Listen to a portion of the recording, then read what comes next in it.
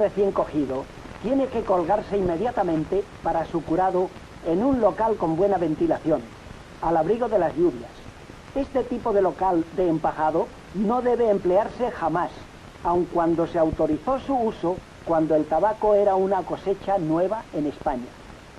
Este otro, hecho con buenos materiales, tiene el defecto de que su ventilación es mala y el tabaco no se seca en él a la velocidad conveniente para un curado perfecto, por lo que ha sido preciso suplementar la ventilación que proporcionan las ventanas laterales con unas toberas hechas al ras del suelo.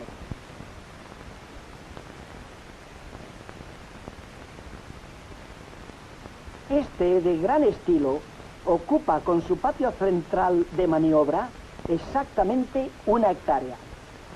Es una hermosa obra, pero la práctica aconseja limitar el tamaño de estos locales de curado, mal llamados secaderos, a unas 50.000 plantas. Esta es otra vista del mismo local.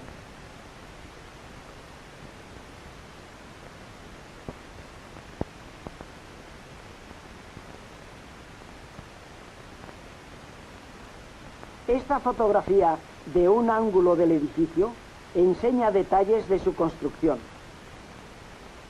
Ahora vemos un local que está construido con adobes reforzados con ladrillo.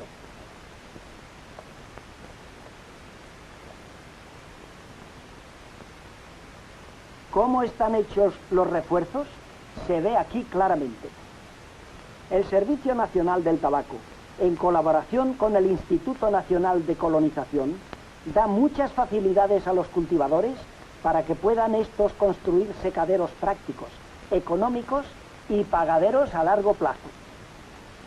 Un buen complemento del edificio es una colección de persianas de esterones de esparto para tapar ventanales cuando lo aconsejen las condiciones atmosféricas, y a veces algo de calefacción. Este modelo de secadero es de sólida construcción y su empleo se ha extendido mucho en algunas regiones. El curado del tabaco en estos locales, que solo se emplean para tabacos oscuros, suele durar unos 80 a 90 días, según las condiciones de temperatura y humedad ambiente. Para evitar graves daños, la vena central de las hojas debe quedar sin humedad apreciable, tanto en los tabacos oscuros como en los amarillos.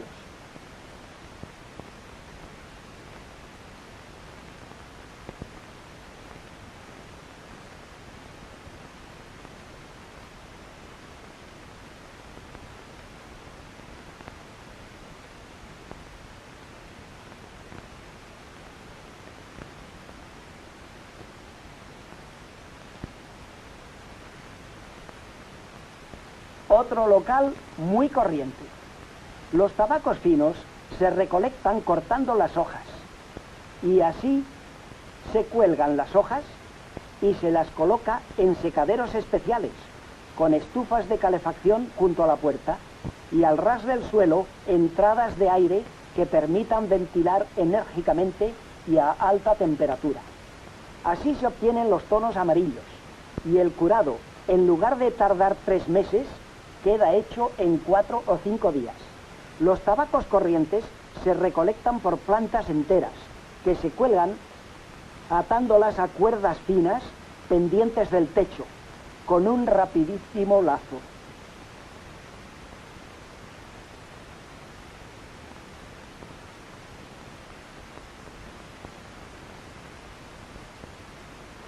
El nudo final es muy sencillo, pero no tanto.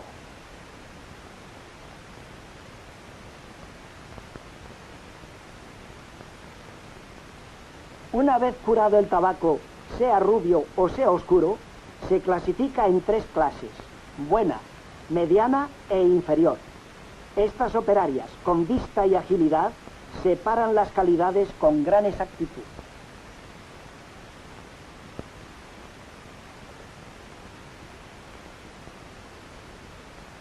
De cada grupo de hojas clasificadas, se toman hojas para formar manillas que en los tabacos finos deben tener de 15 a 20 hojas, pero las manillas de tabacos inferiores llegan a tener hasta 30.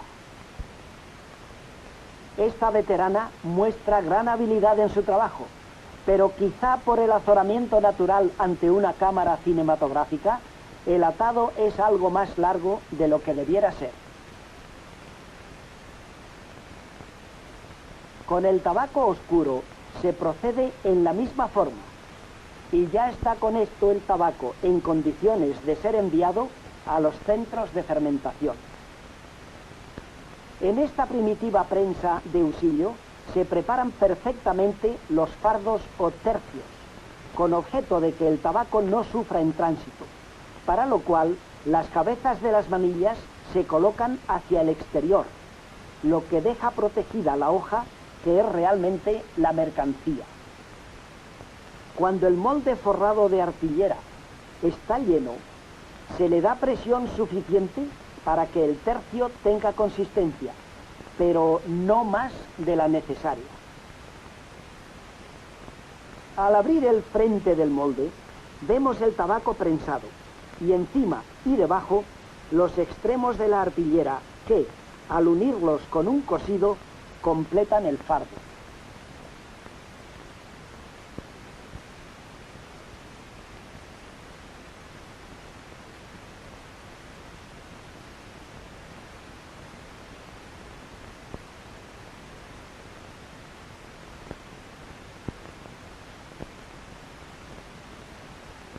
Al salir el tercio de la prensa, está dispuesto para el camión. Aquí vemos en detalle las cabezas de las manillas. Estos tercios llevan al centro de fermentación el fruto del trabajo y de los desvelos del agricultor, el cual proporciona a España un ahorro de divisas, y es lógico que obtenga una buena remuneración si ha hecho bien todo su trabajo, lo que le ha proporcionado tabaco de buena calidad.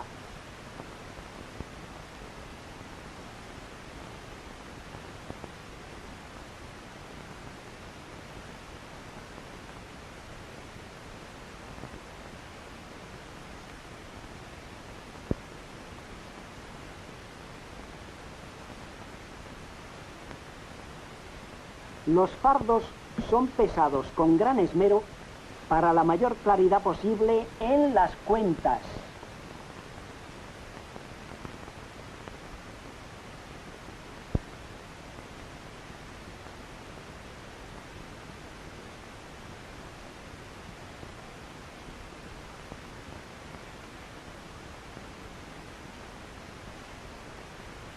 Del pesado pasan los tercios al local donde los inspeccionará la comisión clasificadora.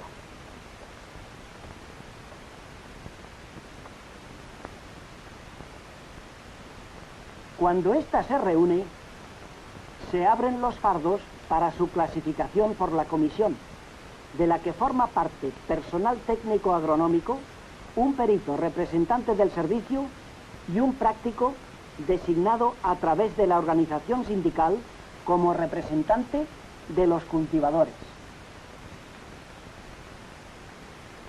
Y ahora, a clasificar.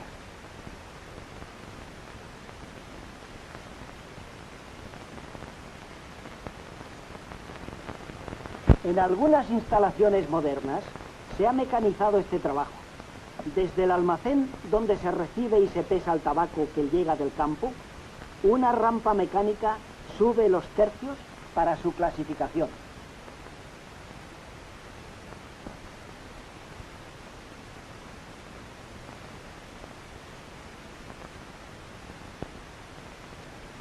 Estas mozas abren diestramente los fardos que pasan delante de ellas, y un poco más lejos vemos los miembros de la comisión clasificadora que fijan el valor de los fardos según pasan por delante.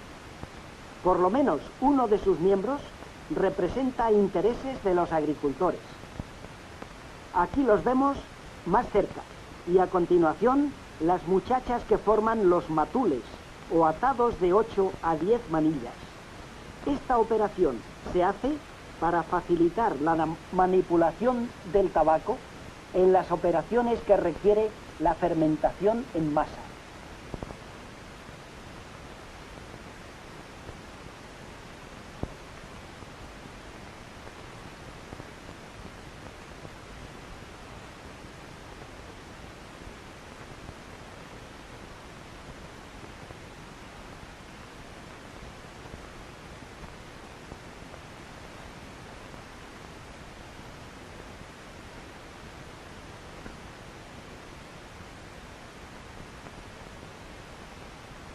Estas hacen la misma operación sin la rampa automática.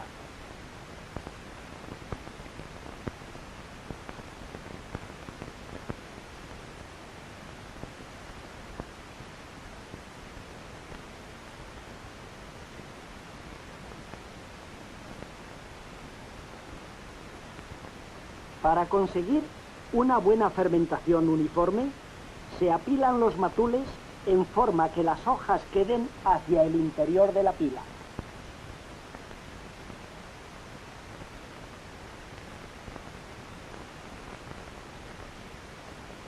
Un termómetro que indique la temperatura del centro del pilón permite seguir el proceso de la fermentación. Con los datos que el termómetro proporciona, se forma un gráfico que indica al técnico cuándo se debe deshacer la pila. Pero como el tabaco de la parte exterior del pilón no ha llegado a alcanzar la temperatura del tabaco del centro, se rehace la pila colocando en el centro el tabaco que antes estaba por fuera.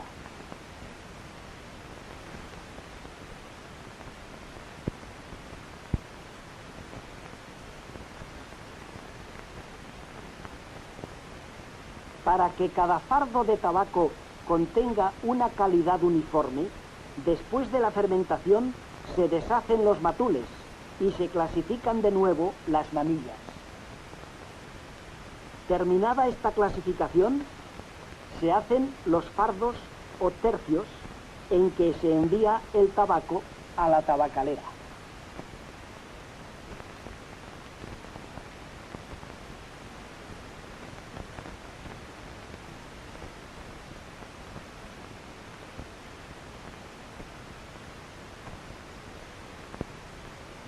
Se forman los fardos colocando las manillas en un molde donde ya se había puesto previamente la arpillera que formará la envoltura del fardo.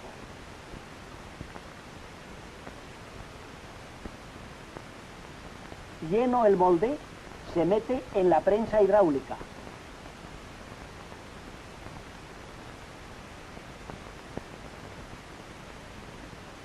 Y esta bomba suministra la presión.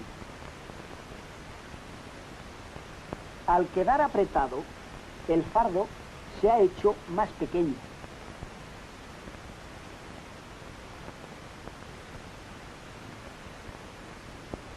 Ahora se abre la parte delantera del molde para coser la arpillera y dejar el tercio formado.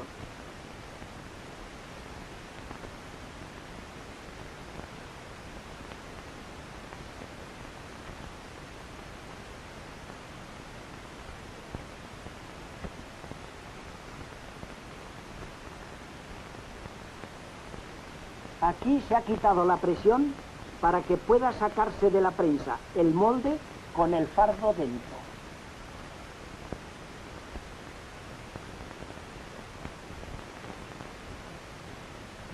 Solo falta ahora coserle las tapas, cosa que esta jovencita hace a la perfección. Los tabacos claros, como los amarillos y Burley, no sufren una verdadera fermentación, pero se les hace pasar por esta inmensa máquina por 6 cámaras de calefacción a alta temperatura. A continuación pasan por las cámaras de enfriamiento, para que tomen una temperatura parecida a la del ambiente, y después por la de humidificación, de la cual salen por aquí, con la humedad más conveniente para el embarricado, operación que exige una colocación cuidadosa de las manillas, a las que se le da cierta presión con peso de hombre. En estas barricas pasa el tabaco de 6 meses a 2 años, según el tipo que se desee obtener, y en ellas sufre el tabaco rubio una lenta fermentación o añejamiento semejante al añejamiento del vino o al del tabaco oscuro, que también es añejado en los tercios antes de su confección. Este modo de embarricar exige fuerza y habilidad.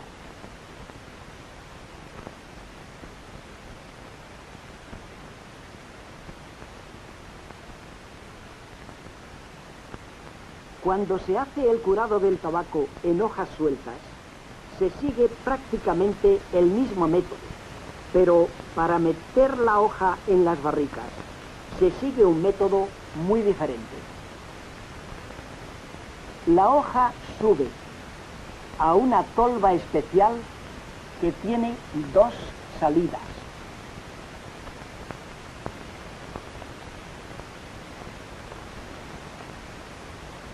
El tabaco cae alternativamente en 2 barricas y un hombre apisonador en cada barrica se ocupa de que el llenado sea lo más compacto y lo más uniforme posible. Y estas barricas de tabaco rubio y los fardos de tabaco oscuro son enviados a la tabacalera, que lo distribuye entre sus diversas fábricas para su transformación